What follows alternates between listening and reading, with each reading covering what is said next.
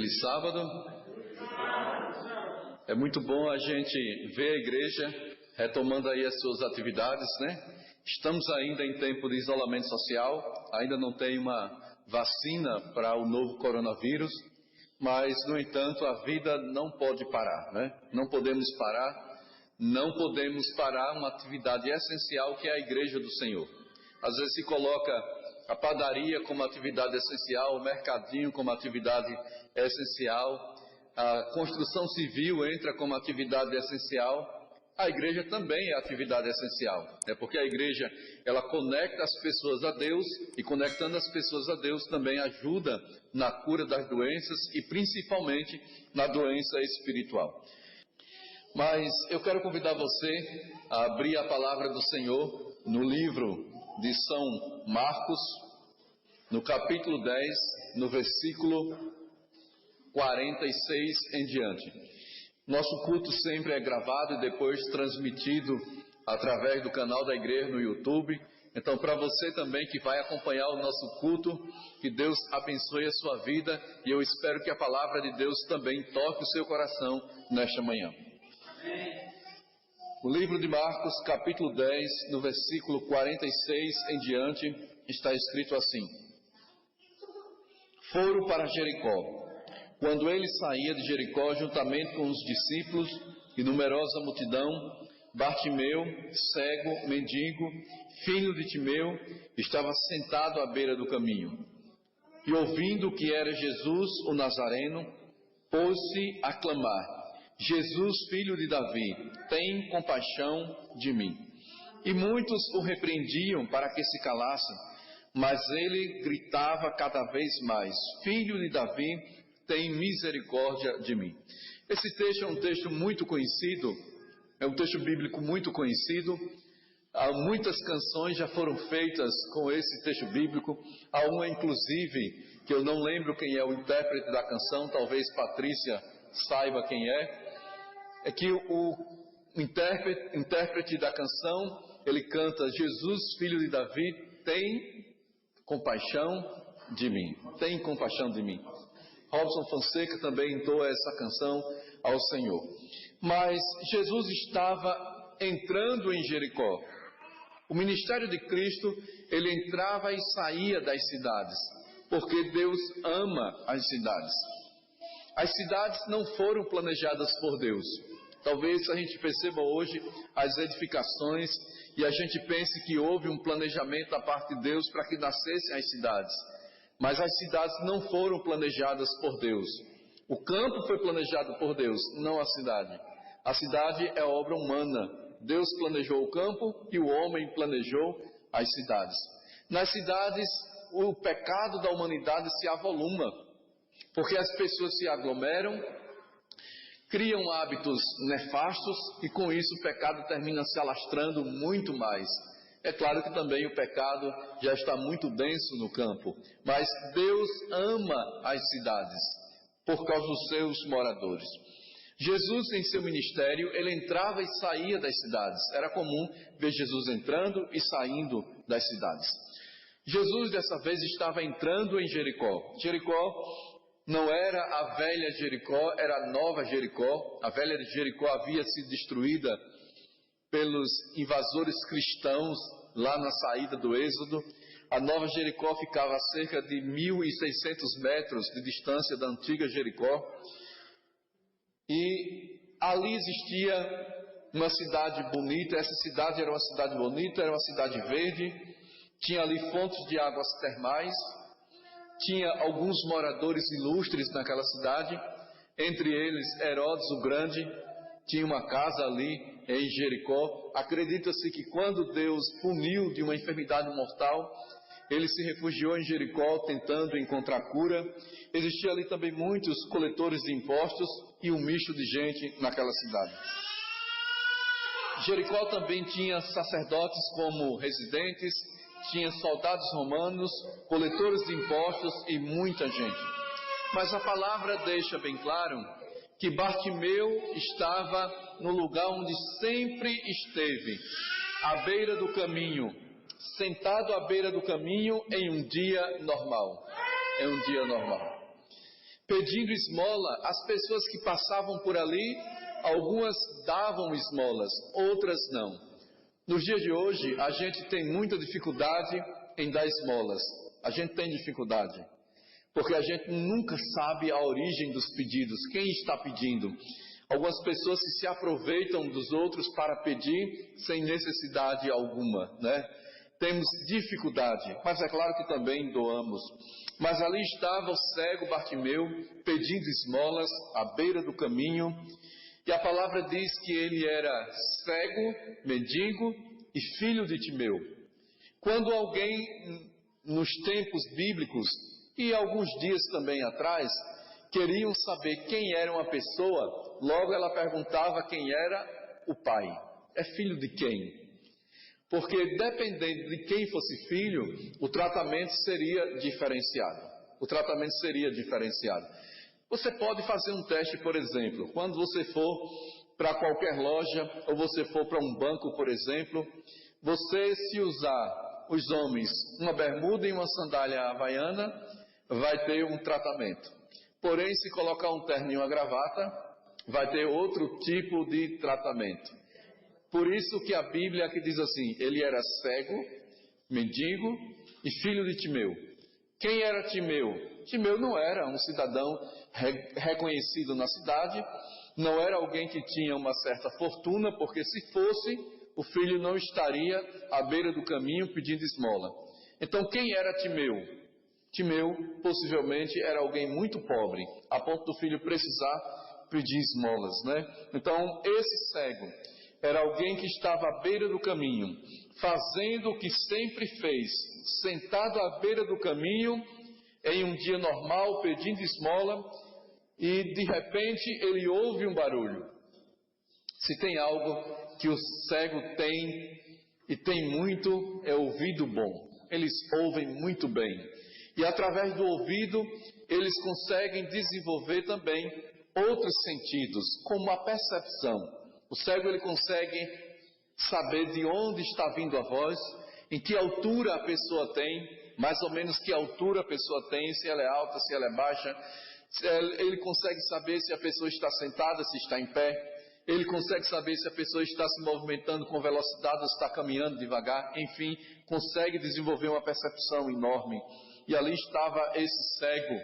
E quando ele ouviu o barulho da multidão, ele perguntou para as pessoas quem era que estava se aproximando. Que barulho incrível era aquele barulho. As pessoas então disseram para ele que era Jesus que estava passando. Era o Senhor Jesus que estava passando. E a palavra deixa bem claro que ele começa a gritar. Você grita na rua? Você grita na rua? Dificilmente você grita na rua. Possivelmente você na rua fala com muito mais educação do que você fala em sua própria casa. Possivelmente. Porque na rua tem a questão das máscaras sociais, né? A questão das máscaras, das personas, que todos nós temos que utilizar. Em nossa casa nós somos o que somos, mas na rua talvez precisamos utilizar algum tipo de máscara social. E esse cego estava na rua, e quando ouviu que era Jesus, ele começou a gritar. Mas perceba, qual foi o grito do cego?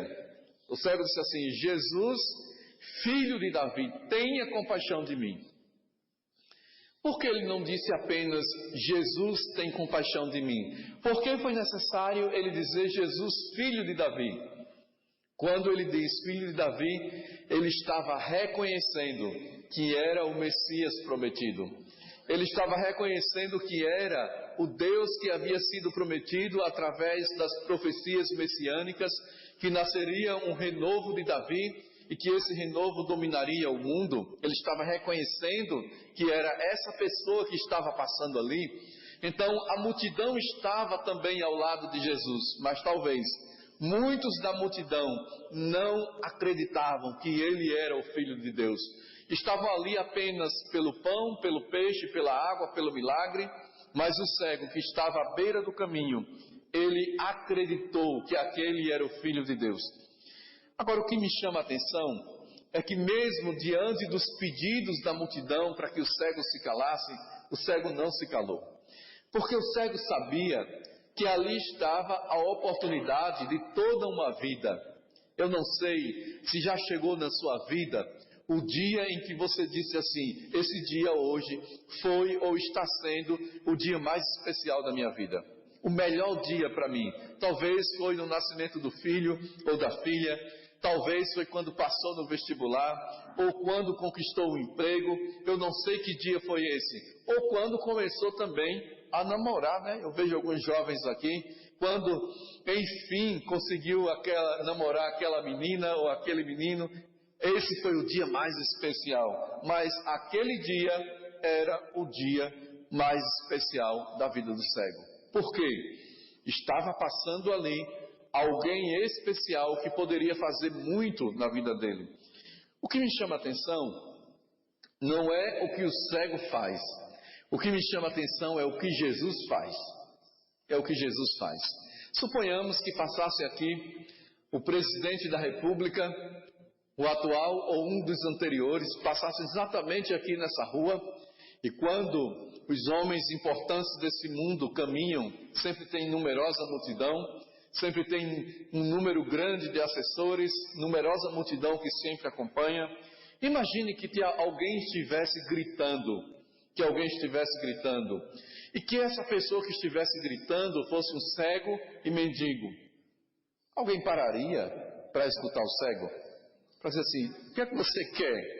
O que é que você quer? O que é que você quer que eu faça? Ninguém para ouvir, porque geralmente as pessoas param para ouvir aquelas pessoas que elas consideram importantes, ou que através de uma ação que elas possam fazer, vai gerar algum tipo de impacto social. E aquele não era o caso, mas Jesus simplesmente para ouvir o cego. Jesus para ouvir. Enquanto a multidão disse assim: cala tua boca, não incomode o mestre. O mestre simplesmente pede para a multidão: multidão, por favor, silêncio, eu quero ouvir o que é que ele tem a dizer. Então o que me chama a atenção no nosso Deus é que Ele não se importa com a cor, Ele não se importa com o endereço, Ele não se importa com a conta bancária, Ele não se importa a filiação, de quem que você é filho, de quem que você é filha. Ele não se importa com nada disso, Ele se importa com o ser humano. Ele se importa com a pessoa. E Ele simplesmente para ouvir aquele cego. E quando Jesus parou, é como se o universo inteiro estivesse ali parando para ouvir aquele cego. E Jesus pergunta para ele: o que você quer que eu faça? O que você quer que eu faça? O cego teria muitas respostas para dar. Teria ou não teria? Muitas respostas para dar. Eu não sei se alguém que está aqui nessa manhã queria um pouquinho mais de dinheiro. Se alguém de repente diz assim: olha, o que eu precisava mesmo era aumentar minha conta bancária em alguns R$1.000 ou alguns milhares de reais. Eu queria aumentar um pouquinho a minha conta bancária. Ou talvez alguém que está aqui nessa manhã pudesse dizer assim: o que eu queria mesmo era trocar de casa. Eu queria trocar de casa. Eu estou chateado com a minha casa, então eu queria trocar de casa. Eu não sei se tem alguma mulher aqui nesta manhã que de repente pudesse dizer assim: o que eu queria mesmo era trocar de móveis. Porque geralmente as mulheres, elas se abusam mais dos móveis dentro de casa do que os homens, né? Para o homem, se ele comprar uma mesa, ela pode durar 10 anos, 20 anos, 30 anos, e se perguntar para ele assim: como é que está a mesa? Ele diz assim: está boa. Olha que mesa excelente, as pernas ainda estão boas, o verniz, se não tiver bom, a gente dá outro verniz, está excelente. Mas a mulher, ela gosta de renovar, e é um dom que Deus deixou para as mulheres. Então talvez alguém que está aqui pudesse dizer assim: eu queria renovar, queria trocar uma mesa, eu queria trocar o fogão que já enferrujou, eu queria trocar a geladeira que já não está gelando mais. Senhor, o que eu queria era isso. Mas o cego simplesmente poderia ter dito: eu queria um dinheirinho, porque eu vivo aqui pedindo esmola, ninguém me deu nada até hoje. Então veja, se eu tivesse ganho muito dinheiro, não precisaria estar aqui pedindo. Então eu estou aqui te pedindo: aumenta a minha conta, me dá mais dinheiro, para que eu não venha mais aqui pedir. Porque no mundo que nós vivemos hoje, tem pessoas que gostariam de perder a vista para ter o quê? Dinheiro. para ter dinheiro. Tragicamente, apareceu em uma reportagem lá no estado de Sergipe, certa vez, uma mãe de família que tinha 3 filhos pequenos e de repente leva um para o INSS para fazer perícias nos olhos e o menino estava cego. Então o INSS teve que aposentar aquele menino. De repente o outro também ficou cego, levou para o INSS, perícia, teve que aposentar o menino também.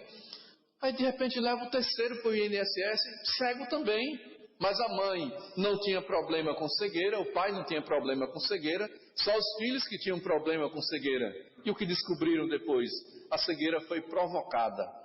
Foi provocada. E por que provocou? Para ganhar dinheiro. Para ganhar dinheiro. Todo mundo ficou estarrecido quando soube daquela notícia, porque foi terrível. Então alguém que propositalmente provocou cegueira nos filhos para ter recurso. E não era muito dinheiro. Então o cego poderia ter dito assim: olha Senhor, eu sou cego, se não curar da cegueira tudo bem, mas me dê dinheiro. Eu posso viver com dinheiro tranquilo, já me acostumei até em ser cego, me dê dinheiro. Mas o cego simplesmente disse assim para o Senhor: Senhor, que eu torne a ver. É tudo que eu quero, que eu torne a ver. Foi um pedido interessante, né? Foi um pedido que talvez a gente também faria. A gente também faria esse pedido para o Senhor: Senhor, que eu torne a ver. E o Senhor prontamente atendeu o pedido daquele cego e ele voltou a ver. Ele voltou a ver. O que me chama a atenção é que quando Jesus parou para escutar aquele cego, o silêncio foi um silêncio estupendo. A multidão que estava em barulho intenso, todo mundo parou. Porque todo mundo ficou pensando assim: e agora? O que ele vai fazer? O que é que esse cego vai pedir? E o que é que o Senhor vai fazer? Então imagina que você está nessa cena, nessa história, no meio da multidão, e a multidão para ouvir o pedido do cego, e o cego diz assim: Senhor, que eu torne a ver. Qual o pensamento da multidão? Será que vai acontecer esse milagre? Será que Jesus vai curar mesmo? Será que ele tem poder para fazer a vista desse cego voltar agora, nesse momento? E todo mundo, de certa forma, parou e ficou espantado para ver o que ia acontecer. Todo mundo queria saber o que ia acontecer. Enquanto todo mundo estava ali, Jesus deu a autorização e o cego voltou a ver. O cego voltou a ver. Não somente foi um milagre, mas foi um grande milagre que Jesus efetuou à vista de todas as pessoas. De todas as pessoas. Jesus, quando concluiu essa cura, possivelmente ele estava entrando em Jericó e ele iria para a casa de Zaqueu. Era isso que Jesus estava fazendo nessa caminhada, entrando em Jericó para ir à casa de Zaqueu. Tanto é que quando você observa nos evangelhos, os dois relatos estão na sequência. Primeiro vem a cura do cego, depois Jesus entra na casa de Zaqueu. Então possivelmente foi nessa caminhada que Jesus se deparou com esse pedido do cego. Jesus não foi ali por causa do cego, mas Jesus parou para ouvir aquele cego. Um autor desconhecido, ele disse assim: o maior cego é aquele que não quer enxergar.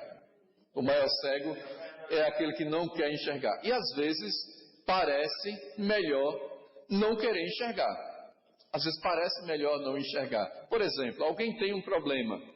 Se enxergar o problema, tem que trabalhar para resolver o problema. Então, às vezes, parece melhor, como se diz no popular, fazer vistas grossas, né, para o assunto. Fazer que não enxergou nada, fazer que nem viu, para tentar disfarçar e não enfrentar aquela realidade. Às vezes, as pessoas fogem da realidade por não querer enxergá-la. Por não querer enxergar. Às vezes é uma mãe que vê que o filho está caminhando para o precipício e ela escolhe não enxergar.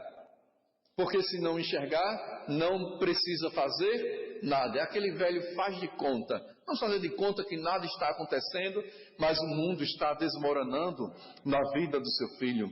O cego só foi curado porque reconheceu a sua cegueira. E após reconhecer a cegueira, ele foi até Jesus. Assim que reconheceu, ele vai a Jesus e Jesus então efetua o milagre. Platão, ele disse, podemos facilmente perdoar uma criança que tem medo do escuro, mas a real tragédia da vida é quando os homens têm medo da luz. Podemos perdoar uma criança que tem medo do escuro. É muito comum as crianças terem medo do escuro, principalmente quando são bem pequenininhas. Tem medo do escuro, né? Tem medo que possa vir o bicho-papão, tem medo de tantas histórias que se contam, né? Tem medo da cuca. Eu não sei se alguém conhece aqui a música da cuca, né? A cuca vai pegar. Talvez a gente tenha, muitas crianças cresceram com medo desses personagens fantasmagóricos que foram criados. E tem medo do escuro. Então Platão diz que é fácil perdoar uma criança que tem medo do escuro, mas a tragédia é que os homens não querem enxergar. Suponhamos que Jesus passasse hoje bem pertinho de você, na porta da sua casa. A multidão e Jesus passando. E você tivesse que fazer um pedido para Jesus. Um ou dois. O que você pediria? O cego diz, Senhor, que eu torne a ver. E qual seria o seu pedido? Eu não sei qual seria o seu. Eu sei qual seria ou qual é o meu pedido. Esse eu sei. Mas o seu não consigo entender, não consigo sondar e nem quero sondar. Porque cada ser humano tem sua conexão com Deus de forma individual. Então, se ele passasse em seu caminho e perguntasse para você, o que você quer que eu faça? Às vezes temos dificuldade de dar essa resposta para Jesus. Sabe por que a gente tem dificuldade? Porque a gente pensa assim, olha, o que eu estou sentindo hoje, o que está me incomodando hoje é isto aqui. Às vezes é algo emocional. Porque desconsideramos que o ser humano é emocional também. Às vezes só pensamos que o ser humano está mal se ele estiver com câncer, se ele estiver com a doença terminal, aí a gente diz assim, está mal. Espera. Mas o ser humano tem uma mente, tem um cérebro, e esse cérebro também adoece. O ser humano tem emoções, às vezes tem coisas que não abalam a gente, às vezes a gente pode passar por um terremoto e a gente não se abala, mas às vezes um simples vento parece que quer derrubar a gente. É assim ou não é o ser humano? Um simples ventinho parece que a gente está desmoronando naquele momento. E às vezes até a gente pergunta assim, Senhor, por quê? Nem eu estou entendendo o que está acontecendo comigo hoje. Nem eu entendo. Às vezes vem uma tristeza para a gente que a gente não consegue entender por quê. Às vezes vem um sentimento ruim que a gente não consegue discernir, nem entender por quê, mas se sente triste naquele dia. Às vezes é apenas um problema emocional que a gente passa. E às vezes a gente pensa assim, eu não vou levar isso para Deus. É tão pequeno, nem razão para isso eu tenho. Se eu não tenho nem razão, como é que eu vou explicar para Deus o que eu estou sentindo? Eu tenho vergonha de apresentar isso para Deus. Às vezes a gente não fala para o cônjuge, não fala para o marido, não fala para a mulher, não fala para o filho que está sentindo. Por quê? Se falar, ninguém vai entender. Ninguém vai buscar ajudar. Pode até ser ignorado ou ignorada. E talvez a pessoa que está ao nosso lado, talvez diga assim, isso é bobagem, esquece isso. Você é muito frágil, né? Então, só Deus pode entender. Deus se importa com cada aspecto da nossa vida. Deus se importa com cada aspecto da nossa vida. Se a gente está triste, Deus se importa. Se a gente está feliz, Deus se importa. Se a gente vai comer uma comida que a gente não gosta, por exemplo, Deus se importa. Um certo dia, eu fui para a casa de uma família e eu fui com as crianças pequenas ainda e nós fomos almoçar ali naquela casa e chegou a hora da oração. A hora da oração é hora de agradecimento. É assim ou não é? É hora de agradecimento. E eu fiquei ali torcendo para que o dono da casa não pedisse para um dos meus filhos orar. Sabe por quê? Se perguntasse assim, eram pequenininhos, não tinha esses filtros sociais que nós temos como adultos, né? Às vezes a gente come algo que não gosta, faz cara de que gosta, para que a pessoa não se sinta ofendida. É assim ou não é? É assim. Mas criança não. Mas não pediram para que eles fizessem a oração, mas infelizmente a dona da casa fez uma pergunta mais ou menos assim, você gosta desse tipo de comida aqui? E a resposta da minha filhinha, muito sincera, assim, não. O pai e a mãe ficam como nessa história, né? Como diz assim, fica passado nessa história. Mas para que foi perguntar? se pergunta merecia uma resposta. E às vezes a gente fica com essa dificuldade, a gente fica querendo usar máscaras sociais para com Deus. Veja, máscara social a gente pode usar com o companheiro, com a companheira, com os amigos do trabalho, mas com Deus não precisa delas, não precisa. Deus sabe como você se sente, não ignora como você se sente, não vai tratar você mal porque você tem este ou aquele sentimento, não vai lhe tratar mal porque você não gostou do feijão, ou você não gostou do arroz, ou você não gostou da salada, nada disso. Deus vai compreender. Veja, Deus criou a laranja, Deus criou a melancia, Deus criou a uva, Deus criou o que mais? A manga, o limão, a cebola. E tem muita gente que diz assim, eu não gosto de cebola. Mas tem outras que dizem assim, eu gosto de tomate. Mas tem o tomate, tem a batata, tem outras hortaliças. Por que Deus criou tudo isso? Porque Deus entende que cada ser humano é único. Cada ser humano é único. Cada ser humano gosta de certas coisas e não gosta de outras. E Deus entende todas as pessoas. Deus entende todas as pessoas. Deus compreende não apenas como você foi formado, mas compreende como você foi criado, que tipo de educação você teve, o que seu pai lhe ensinou a gostar, o que a sua mãe lhe ensinou a gostar. Porque tem muitas coisas que nós não gostamos, por exemplo, não é que nós não gostamos, é que fomos ensinados a não gostar. Nossos pais simplesmente disseram assim, leite não é bom. Leite não é bom. E a gente cresceu aprendendo que leite não é bom. Eu cresci ouvindo a minha mãe dizer que não era bom ter gato em casa. Ter gato em casa não é bom. Gato suja demais. Gato pode fazer sujeira em qualquer lugar. Ter gato em casa não é bom. Até o dia que eu resolvi quebrar esse tabu e pegar uma gatinha para criar. Mas foi algo fantástico, algo tremendo. Eu gostei demais de ter uma gatinha. Porque eu fui ensinado que não era bom. Depois eu mesmo provei e vi que era muito bom, muito bom. E uma das coisas que foi muito bom criar, por exemplo, uma gatinha, é que em nenhuma das casas que eu morei tinha muito rato. Tinha muito rato. Então eu fui obrigado a quebrar esse tabu pela necessidade. Comprei ratoeira. Era uma casa em uma cidade que eu fui pastor, mas tinha poucas opções de casa. E atrás era uma granja, então tinha muito rato naquela casa. A gente limpava o quintal, mas no outro dia estava completamente sujo de fezes de rato. Era terrível. E a gente tinha medo das doenças. Comprei ratoeira, comprei aquela ratoeira que cola. Mas quem disse que pegava nada? Nada, os ratos eram muito espertos. E então, para quebrar o tabu que foi me ensinado, eu disse, eu vou pegar uma gatinha. E foi um sucesso puro. Desse tamanhinho quando eu peguei a gatinha, desse tamanho mesmo. Mas pode acreditar, não ficou um rato no quintal. Um só não ficou. E eu aprendi que era uma delícia ter uma gatinha, brincava comigo, vinha para minhas pernas, era uma graça.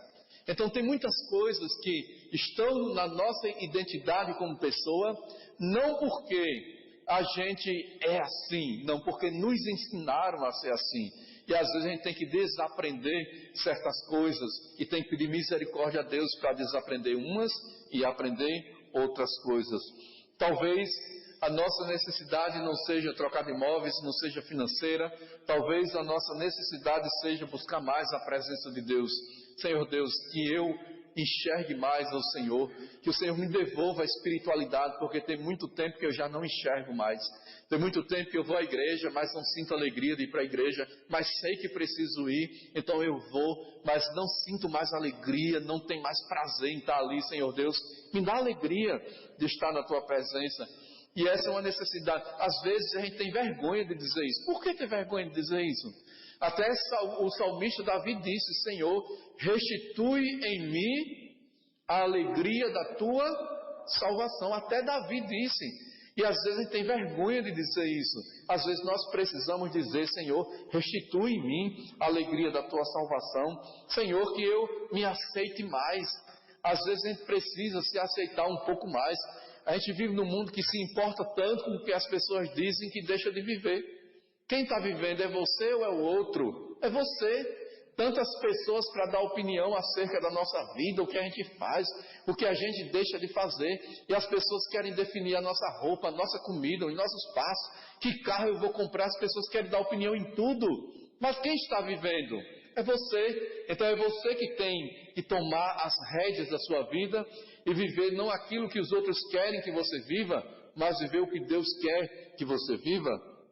Senhor Deus, que eu aprenda mais de Ti, talvez seja uma necessidade nossa desta manhã, que eu enxergue mais ao Senhor.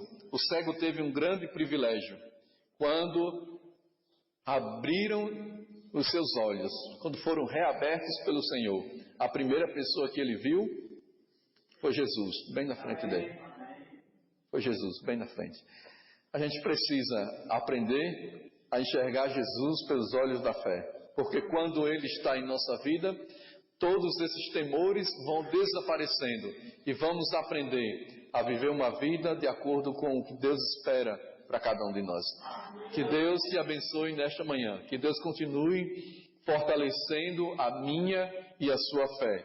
Eu sempre digo, nos tornarmos cristãos é fácil, basta dizer sim e ser batizado. A permanência é um desafio diário. Todo dia a gente tem que buscar a Deus e buscar força e auxílio nele para conseguir permanecer nessa jornada de fé. Que Deus abençoe, fortaleça a sua vida. Esse é o meu desejo em nome de Jesus. Vamos ficar em pé e vamos louvar o Senhor com o mesmo hino que nós cantamos no início, Patrícia, é Manhã no Coração. Eu aprendi esse hino lá em Coruripe, com um irmão que infelizmente já não vive mais, mas ele tinha muita alegria em cantar que é manhã no coração, porque Jesus dissipou todas as trevas. 226.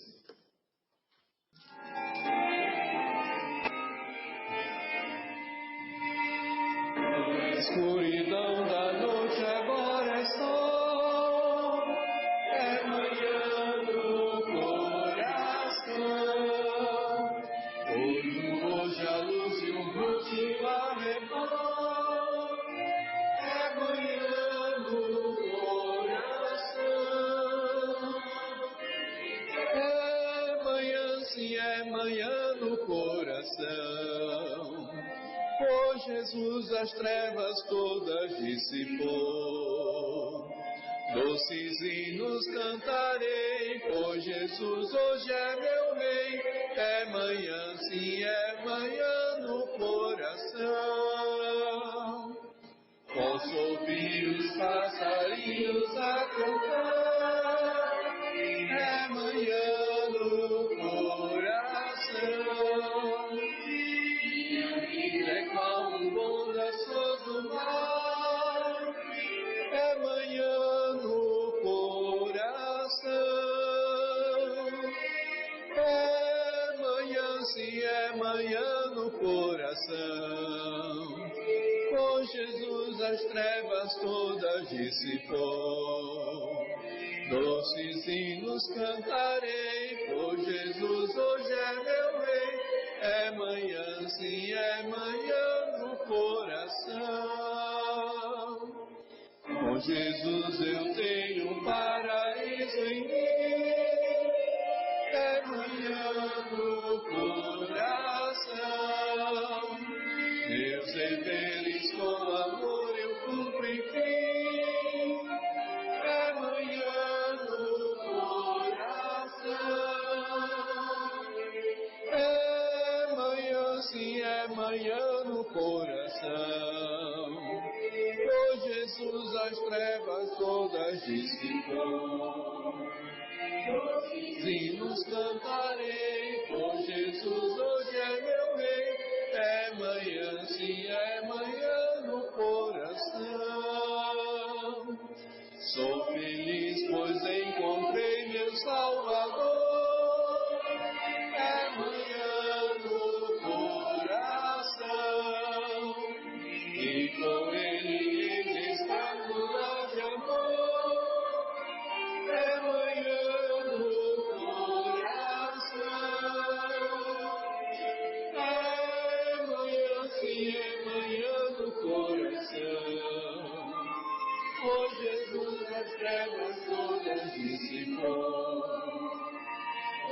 hinos cantarei, por Jesus hoje é meu bem, é manhã, sim, é manhã no coração.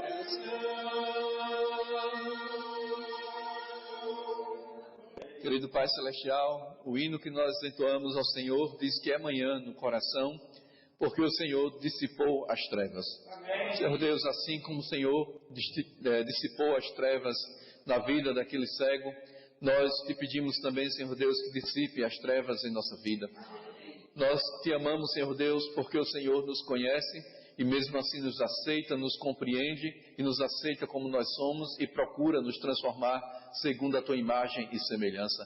Queremos, Senhor Deus, te rogar que continue abençoando a vida de cada um de nós. Continua, Senhor Deus, nos amando de forma plena e assim, Senhor Deus, chegaremos na eternidade contigo e nesse momento teremos plena certeza que o Senhor já terá consertado tudo o que resta em nós para ser consertado e viveremos de forma plena em tua presença. Enquanto esse dia não chega, Senhor Deus, é comum o ser humano sentir tristeza, sentir decepção, sentir desilusão, sentir, Senhor Deus, às vezes o dia quente ou frio, mas, Senhor Deus, mesmo assim, o Senhor ama cada pessoa que está nessa congregação, nesta manhã, de forma intensa, apesar de todas as coisas que acontecem na vida do ser humano. Senhor Deus, abençoa todas as famílias. Te peço, Senhor Deus, em nome de Jesus. Amém.